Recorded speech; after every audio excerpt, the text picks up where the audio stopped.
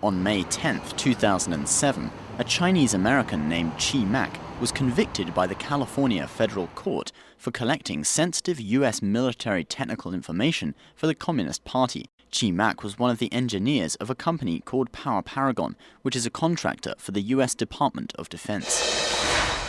Conspiracy to violate export control laws, 2 counts of attempting to export a defense article to the People's Republic. He is accused of stealing perhaps the world's most coveted military secret. His imprisonment could be up to 45 years. Mak said he had never asked the Chinese authorities to pay for the defense technology documents he passed over to them.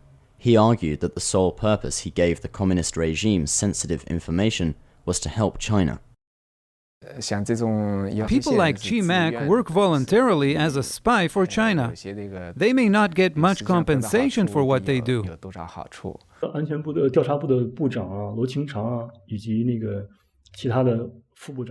Luo Qingchang, Minister of the State Security Ministry, and Zhou Xiaozheng, the Vice Minister, have both said that the 20 to 30 million overseas Chinese are a unique resource for the communist regime, and that the Chinese authorities should take advantage of their patriotism to collect useful information.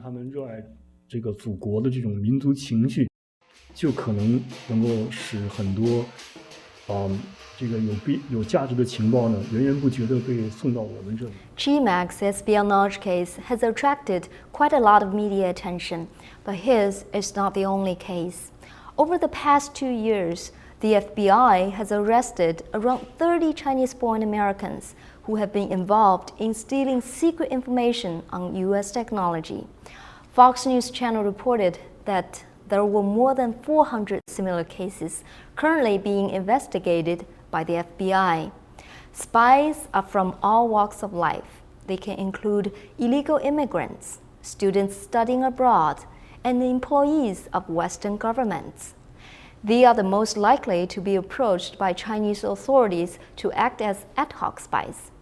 In this episode of Zooming In, we'll take a look at some of the ways Chinese authorities manipulate Chinese people living abroad to serve its totalitarian regime.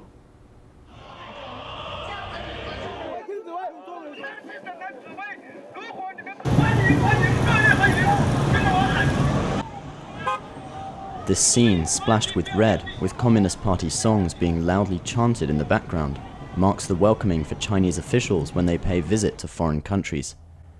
It gives you a strange sense of time and space, as if the Cultural Revolution was being reenacted. It's called the Peaceful Reunification Association. You can find this association everywhere in the world, in Europe, in the United States, in Canada, and in Australia. That's actually set up by the Chinese authorities. This is a press conference held at the Canadian Parliament in Ottawa on June the 6th, 2007. For the first time, Chen Yonglin, a former Chinese diplomat in Australia, provided in-depth information on how the Chinese authorities control overseas Chinese communities. The Chinese community is the base for the Chinese authority to influence the mainstream of the Western world. We have built up a model of an umbrella organization inside the Chinese community. We consider the Chinese community belongs to the Communist Party. The CCP built up this pyramid system to control overseas Chinese communities. In Australia, they have an Australia Chinese Community Association and an Australian Council for Promoting the Peaceful Reunification of China. These 2 organizations are actually at the top of the pyramid. This is a copy of the Anti-Falun Gong Task Owner List, issued by China's Consulate General in Sydney, Australia. It was provided by Chen Yonglin. Where it says foreign Chinese organizations, the specific actions that the Chinese consulate will take to manipulate foreign Chinese organizations and to suppress Falun Gong are clearly specified. These actions include motivating Chinese people abroad to hold conferences denouncing Falun Gong and promoting struggle among Chinese living abroad. The man who yelled "Go to hell" to Falun Gong practitioners is Liang Guanjun. He is the chairman of the General Council of Chinese Communities in the eastern United States. The council chaired by Liang is one of the top-level organizations, as described by Chen Yonglin when he talked about the Chinese communist regime's overseas umbrella organizations. Liang's council is thought to consist of 156 pro-CCP Chinese organizations in the eastern United States.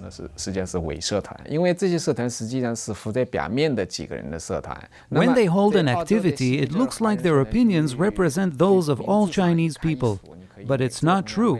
I call these kinds of organizations fake organizations because they consist of only a few people who claim to represent everyone. In Sydney, Australia, there are over 200 Chinese groups. But how many members do they have? I think no more than 2,000 altogether, meaning that on average each group has only about 10 members.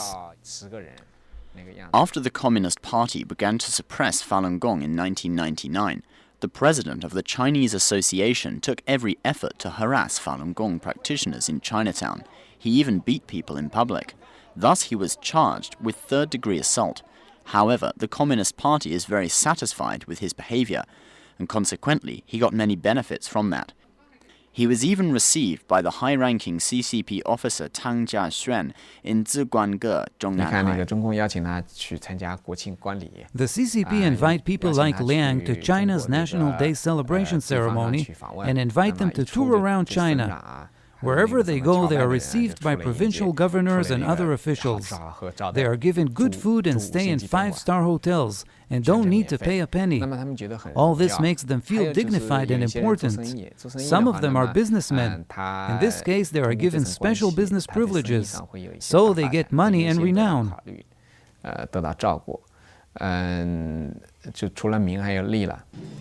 It doesn't take much to get a free lunch or a little money. You just need to wave the red flag or shout welcome when Chinese officials visit. The Chinese authorities have, to a large extent, been able to successfully use the temptation of fame and wealth to manipulate Chinese living abroad. People like Liang and organizations like the General Council of Chinese Communities in the eastern US can be found in major cities across the United States and in other Western countries. Political commentator Cao Zhushi has talked in the past about a Los Angeles-based Chinese organization, the Chinese CEO Association, and its first president, Chen Jun. The Chinese CEO organization was originally founded by businessmen who came from mainland China to the U.S. Many of the early members came as political refugees after the 1989 Tiananmen massacre. Then Chinese authorities approached them and promised them two things. First, that authorities would not take action against them for what they did in the pro-democracy movement. Second, they would be allowed to do business in China and would be provided with certain privileges. The first chairman of the organization, Chen Jun, said that the Chinese authorities let him sell electronic products on credit. He didn't need to pay for the products he got from China until after they had been sold. Of course, to be able to do this, he had to obey the CCP. That's how the CCP controlled this organization. The Alliance of Chinese American Groups in the US is another Los Angeles-based organization controlled by the Chinese authorities. Mr. Li Jianzhong, a former member, will tell us what happened to several of its presidents. At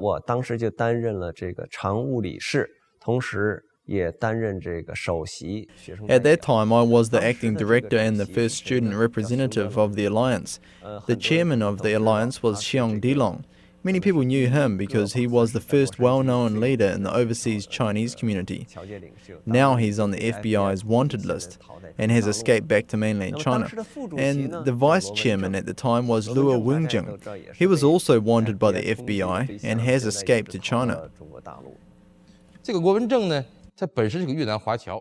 Liang Guanjun was from Vietnam. He's not smart and not a good speaker. Every time he spoke to the LA Chinese community, what he said was even more pro-communist and radical than CCP officials. One day I mentioned Luo to a Chinese vice consul and asked why they picked Luo as the leader for the overseas Chinese. I said, what he says is even more politically correct than the Chinese propaganda department. Do you think people believe what he says? The vice consul said, we chose him because he is so obedient. If we picked someone we can't